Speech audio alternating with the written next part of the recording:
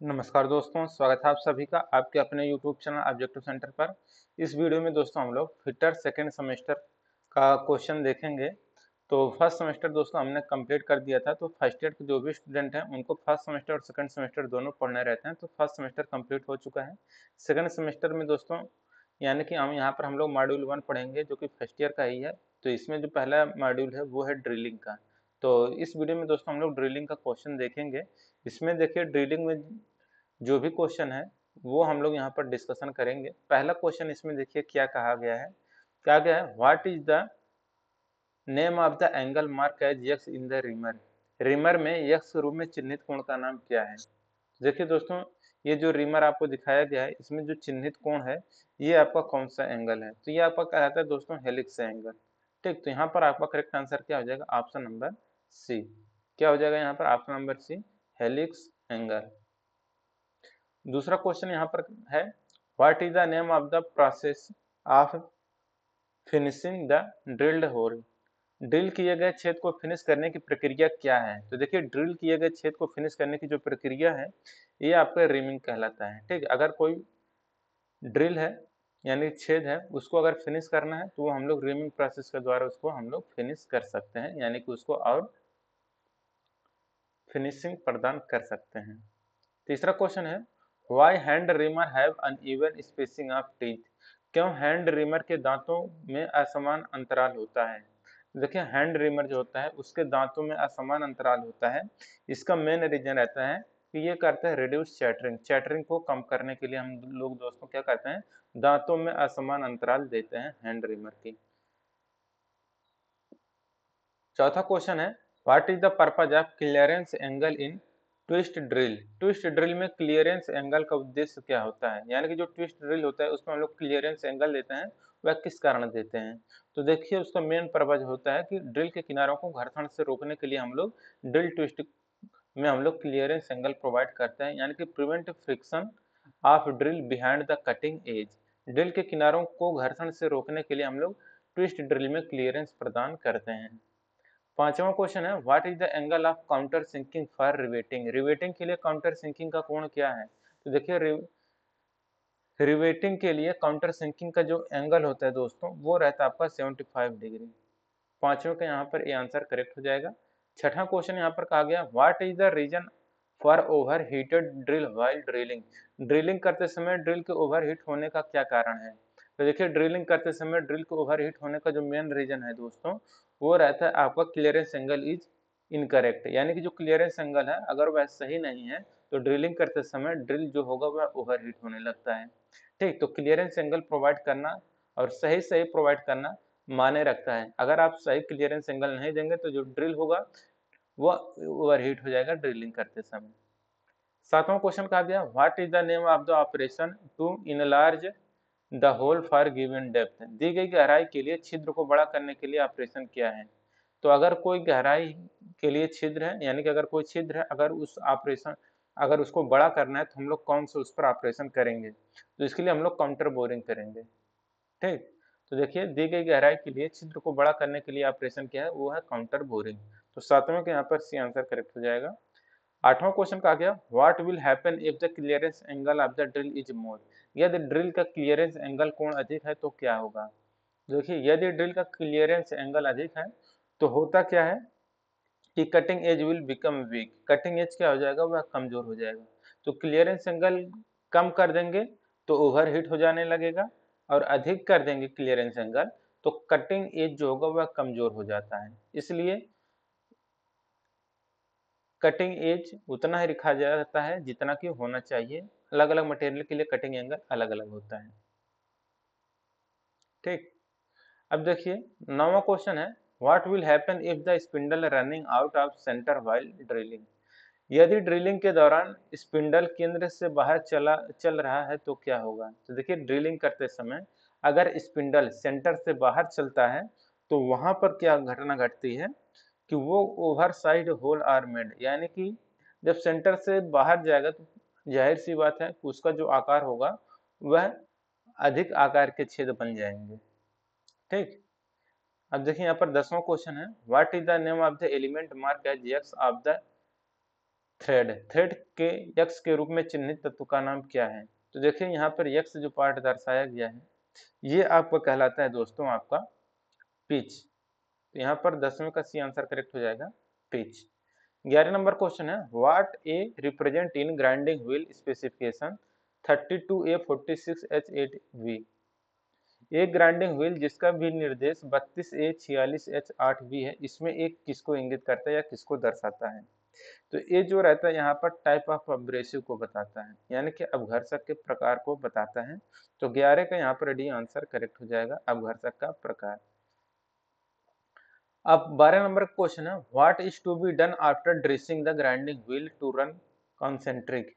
Concentric चलने के लिए नए ग्राइंडिंग व्हील को लगाने के बाद क्या करना चाहिए? तो देखिए कॉन्सेंट्रिक चलने के लिए नए ग्राइंडिंग व्हील को लगाने के बाद जो करना चाहिए वो करना चाहिए ट्रूइंग। ठीक, तो कॉन्सेंट्रिक चलने के लिए नए ग्राइंडिंग व्हील को लगाने के बाद हमें ट्रूइंग करना चाहिए। 13 नंबर क्वेश्चन है what is the product obtained from blast furnace. Blast furnace यानी कि ब्लास्ट फर्नेस मतलब होता है आपका वात्या भट्ठी। वात्या भट्ठी से क्या उत्पाद प्राप्त होता है? तो देखिए ब्लास्ट फर्नेस से हमारा जो होता है वह हमारा पिग आयरन, पिग आयरन मतलब कच्चा लोहा प्राप्त होता है। तो वात्या भट्ठी से हमारा कच्चा लोहा प्राप्त होता है, यानी कि ब्लास्ट फर्नेस से प्राप्त उत्पाद क्या है? वो पिग आयरन, पिग आयरन मतलब कच्चा लोहा। 14 नंबर क्वेश्चन है Which metal is used to manufacture magnets, ball bearing and cutting tool? Magnet, ball bearing और कटिंग टूल के निर्माण के लिए किस धातु का उपयोग किया जाता है? तो देखिए मैग्नेट, बॉल बियरिंग और कटिंग टूल के निर्माण के लिए जो धातु उपयोग किया जाता है वो रहता है आपका कोबाल्ट। ठीक, तो मैग्नेट, बॉल बियरिंग और कटिंग टूल के निर्माण के लिए हम लोग कोबाल्ट का प्रयोग करते हैं। 14 का यहाँ पर ए आंसर करेक्ट हो जाएगा। 15 नंबर क्वेश्चन यहाँ पर कहा गया है कि how much copper contains in pyrite ore. Pyrite अयस्क में कितना तांबा होता है? पायराइट होता है FeS2। ठीक, तो FeS2 होता है। तो पायराइट अयस्क में कितना तांबा होता है? तो ये होता है दोस्तों आपका कॉपर कंटेन, यानी कि यहाँ पर कॉपर पायराइट की बात कहा गया है। तो पायराइट की अगर बात करते तो FeS2 होता है और कॉपर पायराइट का जो होता है वो CuFeS2 होता है। ठीक, तो पायराइट अयस्क यानी कि कॉपर पायराइट, यहाँ पर तांबा की बात किया है तो यानी कि कॉपर पायराइट की ही बात किया है। तो इसमें कितना होता है तांबा? तो इसमें होता है दोस्तों आपका 0.32। ठीक, 16 नंबर क्वेश्चन है which metal is resistant to many type of acids. कौन सी धातु कई प्रकार के अम्लों के लिए प्रतिरोधी है? देखिए जो धातु कई प्रकार के अम्लों के लिए प्रतिरोधी है वो है आपका लेड। ठीक, तो लेड क्या है? कई प्रकार के अम्लों के लिए प्रतिरोधी होता है lead. 17 number question what is the use of telescopic gauge. Telescopic gauge का उपयोग क्या है? तो देखिए टेलीस्कोपिक गेज का जो उपयोग है वो है कि measure size of hole slot, छेद स्लॉट के आकार को मापने के लिए टेलीस्कोपिक गेज का उपयोग किया जाता है। 18 नंबर क्वेश्चन है which method is suitable to remove the broken stud very near to the surface. सतह के पास टूटे हुए स्टड को निकालने के लिए कौन सी विधि उपयुक्त है? तो देखिए सतह के पास टूटे हुए स्टड को निकालने के लिए जो विधि उपयुक्त होती है वो रहता है आपका प्रिक पंच मेथड। तो प्रिक पंच मेथड द्वारा दोस्तों सतह के पास टूटे हुए स्टड को निकालने के लिए किया जाता है। 19 नंबर क्वेश्चन है what is the angle of counter sink head screw. Counter sink head screw का कोण कितना होता है?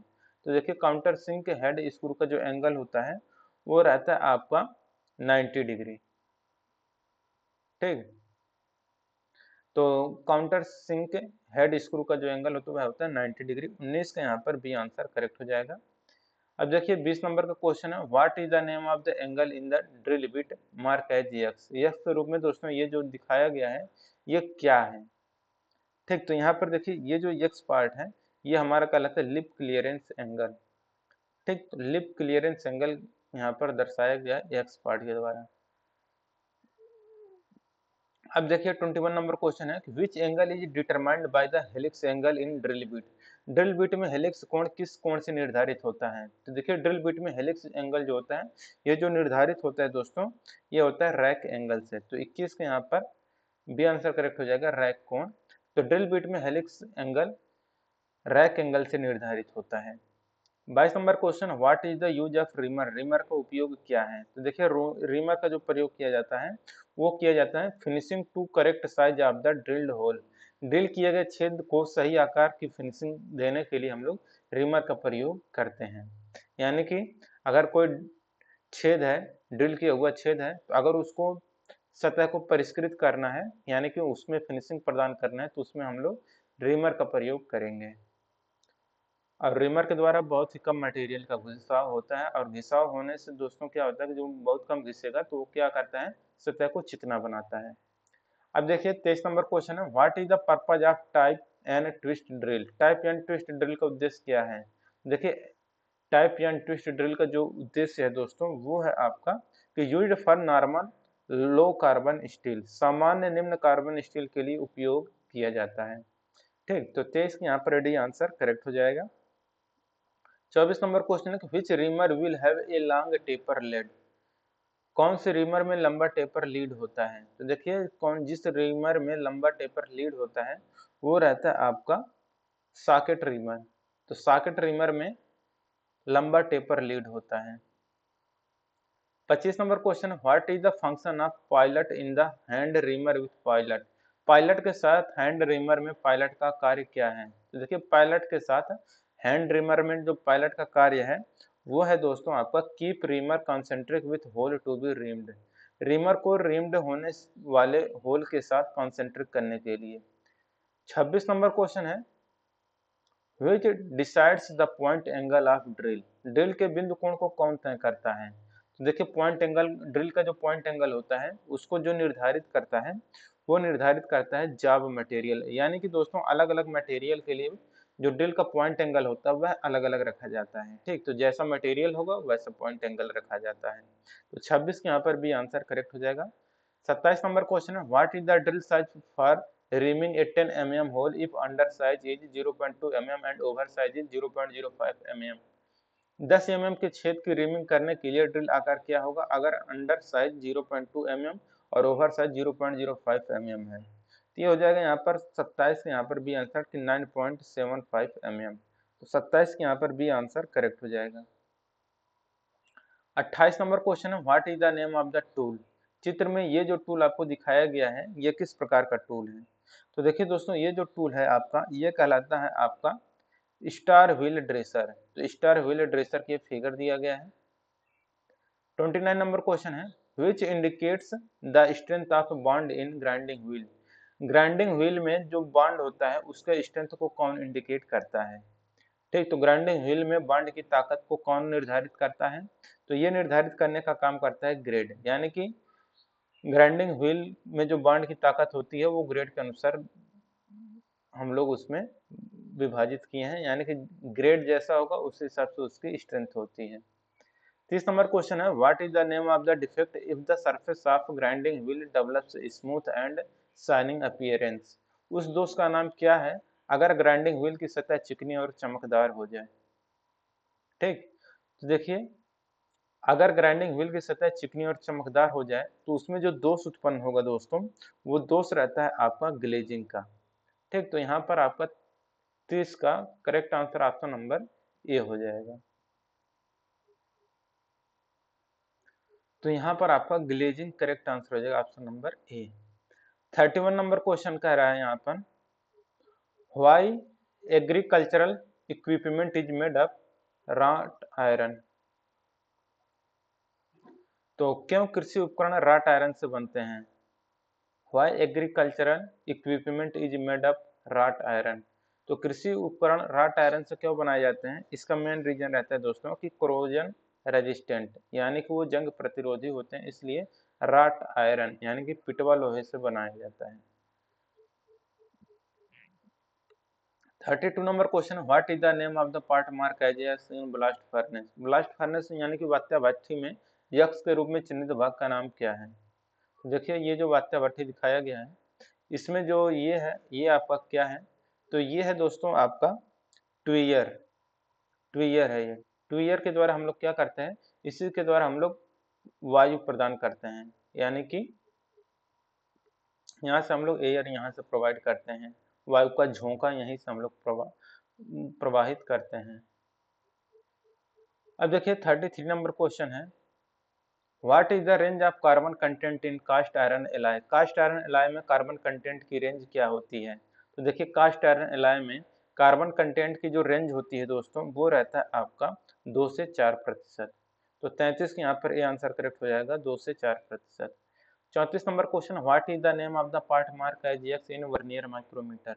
वर्नियर माइक्रोमीटर में एक्स के रूप में चिन्हित भाग का नाम क्या है। तो यहाँ पर देखिए ये जो एक्स पार्ट दर्शाया गया है ये आपका कहलाता है दोस्तों आपका थिम्बल। ठीक, तो थिम्बल है। अब देखिए 35 number question, what is the method of removing the broken stud. टूटे हुए स्टड को निकालने की विधि क्या है। यहाँ पर देखिए ये स्टड टूटा हुआ है, इसको निकालने की जो विधि है दोस्तों ये क्या कहलाता है। तो ये कहलाता है दोस्तों हमारा प्रिक पंच मेथड। प्रिक पंच मेथड के द्वारा दोस्तों हम लोग स्टड को निकालते हैं, टूटे हुए जो स्टड रहते हैं उनको निकालने के लिए। अब देखिए 36 number question, what is the operation of bevelling the end of a drilled hole. एक ड्रिल किए गए छेद के अंत को बेवलिंग का कार्य क्या है।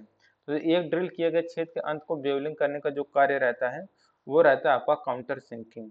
तो काउंटर सिंकिंग यहाँ पर 36 का डी आंसर करेक्ट हो जाएगा। 37 नंबर क्वेश्चन है, what is the effect if clearance angle is incorrect. यदि क्लियरेंस एंगल गलत है तो क्या प्रभाव होगा। तो देखिए यदि क्लियरेंस एंगल गलत है तो उसका प्रभाव होता है कि ओवर हीटेड ड्रिल। तो ये आपका दोस्तों पहले भी क्वेश्चन आ चुका है कि ओवर हीटेड ड्रिल यानी कि अगर क्लियरेंस एंगल गलत है तो जो ड्रिल होगा वह हीट हो जाएगा। 38 number question, what is the name of the part mark as X. X के रूप में चिन्हित भाग का नाम क्या है। तो देखिए यहाँ पर 38 का ये जो क्वेश्चन है 38 नंबर का, इसमें जो एक्स पार्ट है ये पूछा गया क्या है। ये निगेटिव रैक एंगल है। ठीक, तो ये आपका निगेटिव रैक एंगल कहलाता है, यहाँ पर दिया गया है।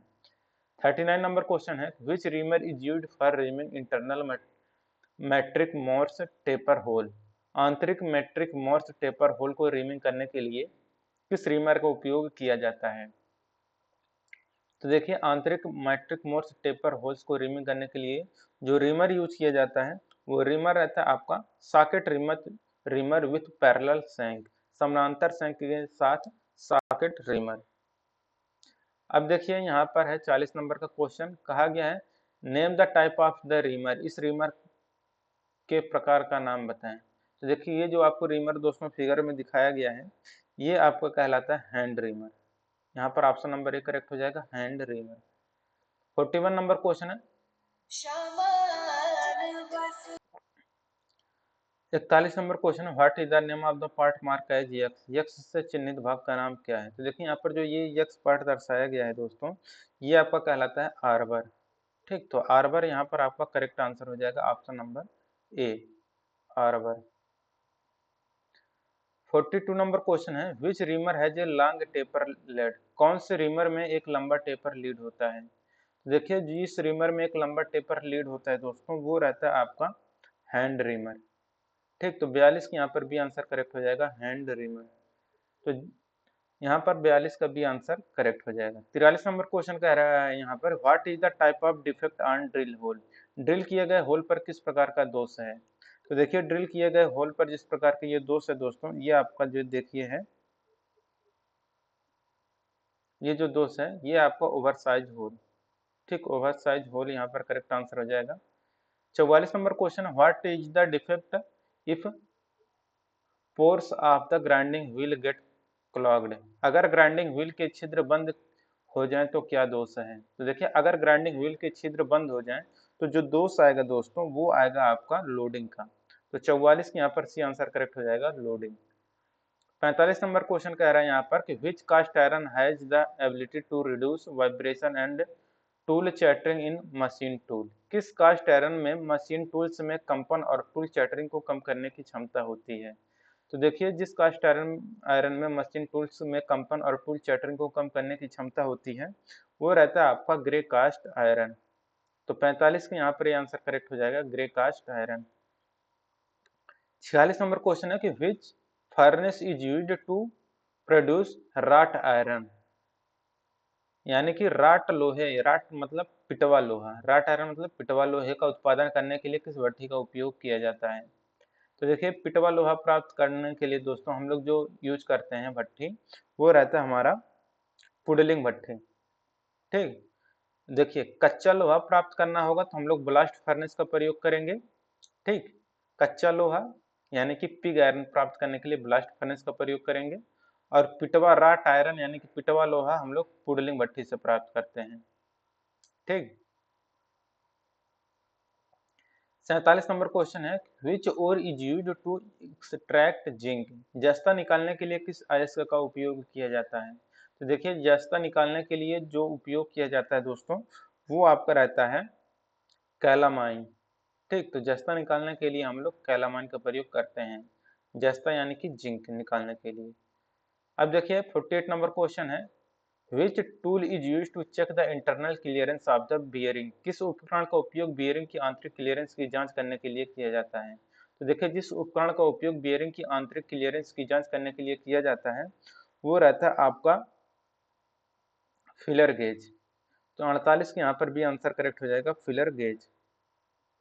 अब देखिए 49 नंबर क्वेश्चन कह रहे हैं यहाँ पर, what is the part mark as X, X के रूप में चिन्हित भाग का नाम क्या है? यहाँ पर देखिए जो यक्स पार्ट दर्शाया गया है, ये आपका है दोस्तों आपका फिंगर्स।